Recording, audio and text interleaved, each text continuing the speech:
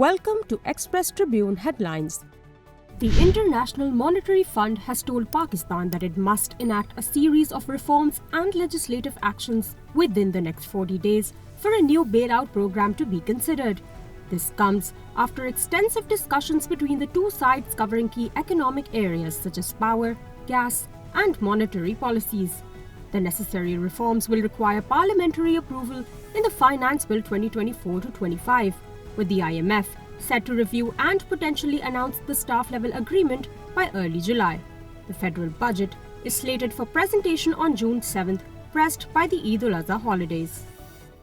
Pakistan is grappling with a severe power crisis as temperatures soar to 45 degrees Celsius, particularly in Sindh, causing widespread outages. The country faces a significant power shortfall of 5,845 megawatts, with current production at 18,655 megawatts against a demand of 24,500 megawatts. This has resulted in prolonged load shedding across various regions, up to 8 hours in rural areas and 12 to 14 hours in areas with high line losses. Amidst this, the chief meteorologist warns that intense heat wave is expected to continue, with temperatures possibly exceeding 50 degrees Celsius in the upcoming days. In Tehran, Pakistan's Prime Minister Shehbaz Sharif met with Iran's Supreme Leader Ayatollah Ali Khamenei following the tragic helicopter crash that claimed the life of Iranian President Ibrahim Raisi and other officials. During the meeting, Khamenei assured that Iran would continue to pursue cooperation with Pakistan, building on agreements made during Raisi's recent visit. Despite historical challenges, both leaders emphasized the importance of overcoming obstacles to strengthen their bilateral relations. Sharif expressed solidarity with Iran during this national tragedy and invited Khamenei to visit Pakistan. In a tense Senate session, ANP's Amal Wali criticized the government for seemingly setting parliament against the judiciary, citing accusations of selective justice. Wali also challenged the authenticity of historical narratives taught in schools, using the symbolic representation of Quaid-e-Azam in the Senate as an example of constrained political liberty. Various senators voiced concerns over issues like missing persons and perceived disrespect towards Parliament. PMLN's Dalal Chaudhary called for abolishing laws that undermine lawmakers, while Law Minister Azam Nazir Tarar emphasized the need for balance and respect between the branches of the government, urging transparency in judicial decisions regarding the Parliament. Dr. Yasmin Rashid, a senior member of Pakistan Tehreek-e-Insaf, was hospitalized again after fainting in Kot Lakhpat Jail, Lahore, due to high blood pressure. This incident marks her second hospitalization following a previous one due to respiratory issues. After undergoing medical evaluations at Lahore Services Hospital, she was prescribed medications and returned to jail. Dr. Rashid, who previously served as Punjab's health minister, was arrested last year related to disturbances at Lahore's Jinnah House on May 9th.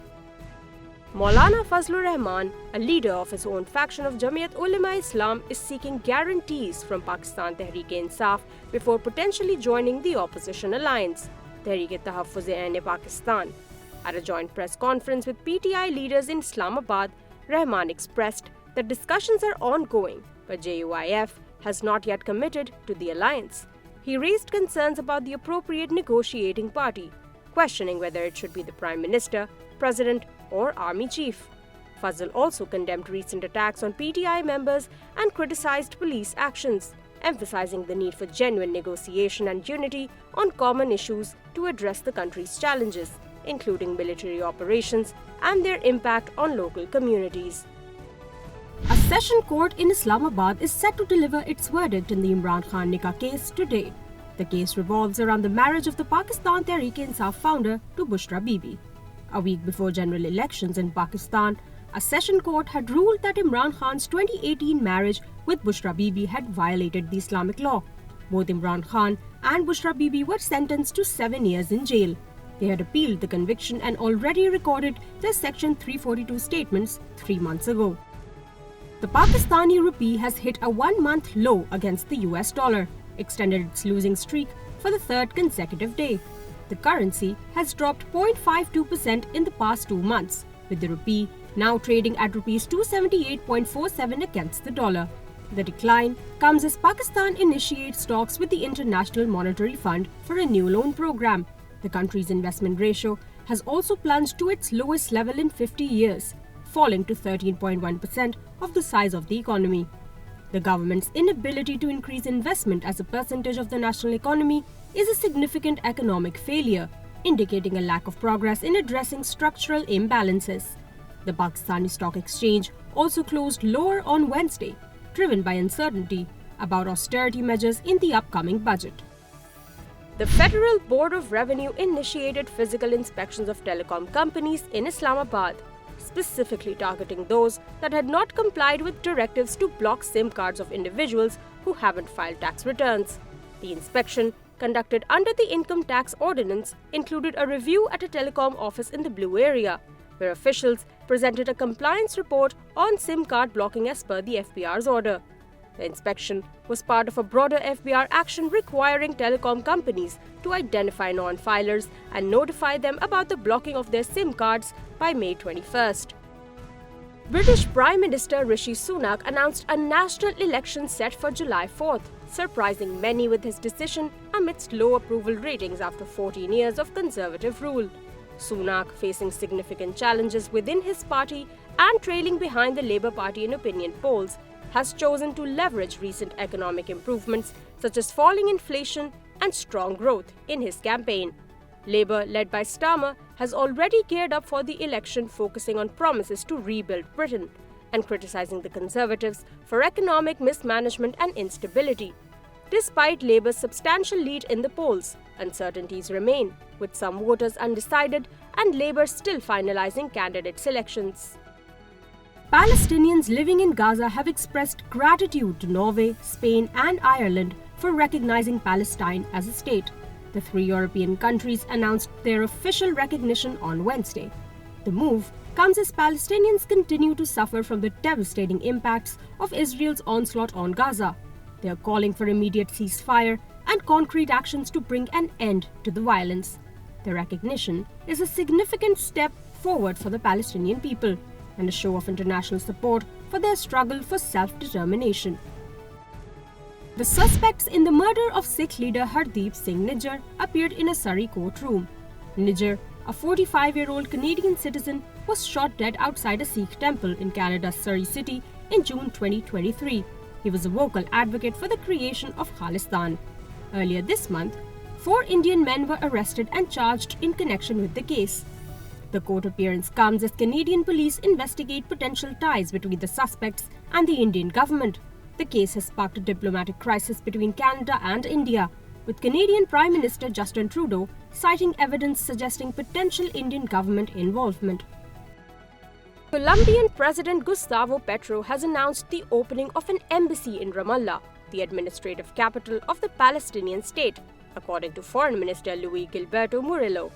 This move comes amid escalating tensions, as Petro also expressed intentions to sever diplomatic ties with Israel over its actions in Gaza and supported South Africa's accusation against Israel of genocide at the International Court of Justice.